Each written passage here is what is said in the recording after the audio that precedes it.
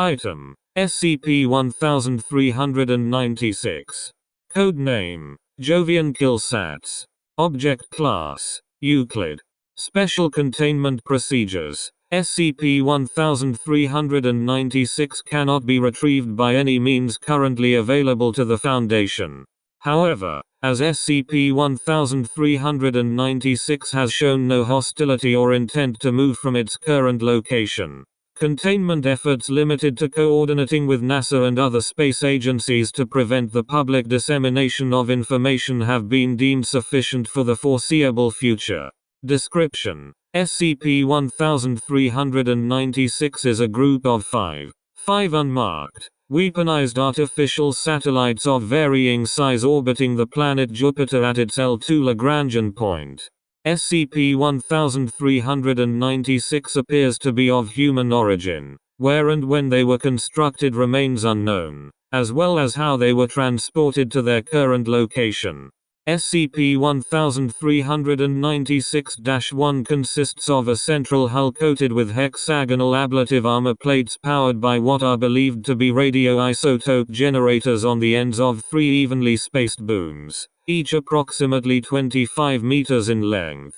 The central hull is estimated to have contained over 120 rod-shaped tungsten kinetic bombardment projectiles with an average mass of 220 kilograms, and its total loaded mass is estimated to have been approximately 254,000 kilograms.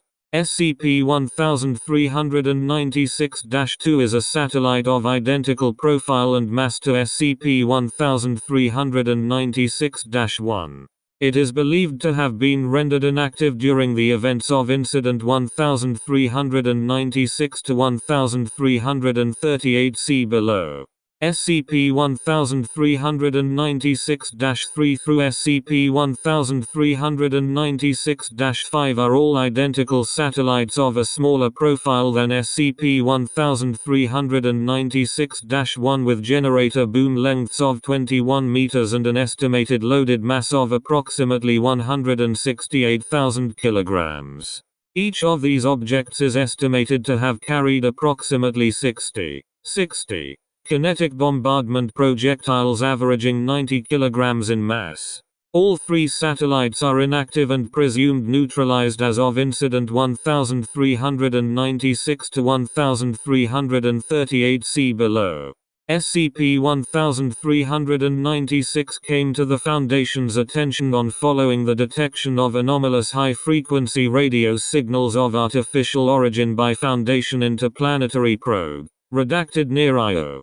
Later analysis of the recorded signals indicate that they may have been side lobes from synchronization and targeting data transmissions between the individual instances of SCP-1396. Addendum 1396-1301. Incident Log 1396-1338. Over a period of 18 months following initial discovery, redacted, recorded over 37 separate events in which SCP-1396 initiated kinetic bombardment attacks against unknown targets within the atmosphere of Jupiter. Analysis of telemetry recorded during 11 of these events resulted in one or more high-energy events at or near the liquid surface of the planet consistent with the kinetic impact of one or more bombardment projectiles with a solid body at that location. These incidents culminated in a final event during which high-velocity projectiles of an unknown shape and composition were launched from within the atmosphere towards instances of SCP-1396. Following which nearly the entire estimated remaining armament of SCP-1396 was expended against targets on or within the planet, resulting in an estimated 27 atmospheric impacts.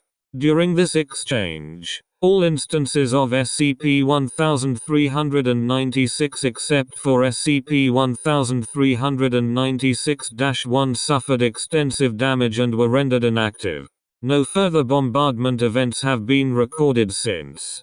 Addendum 1396 to 1302. Incident log 1396 to 1339. ONCOMA permission was granted by oversight to perform close-range analysis of SCP-1396 utilizing the redacted probe. Upon closing to a distance of approximately 25,000 kilometers, SCP-1396-1 initiated communication with redacted using an encryption key unique to the Foundation. A transcript of the communication log, with time delays removed, follows. SCP-1396-1. Mission accomplished within acceptable parameters. You're late. Control. Who is this? SCP-1396-1. Who do you think this is? I've been out here for 2 years hunting bugs, and I've spent the last 6 months sitting here twiddling my thumbs and watching my buddies' corpses float around in space. Can we please go home now? Control. Where are you from? SCP-1396-1. What the fuck is wrong with you? Is this some kind of sick? Wait a minute. Forensic analysis of recorded transmissions indicate that at this point, SCP-1396-1 initiated a routine network handshake synchronization request, to which mission control computers automatically responded with a standard diagnostic data packet which included the current date and time. SCP-1396-1. Oh shit. No further transmissions have been detected from SCP-1396, and SCP-1396 has not responded to any attempts at communication since.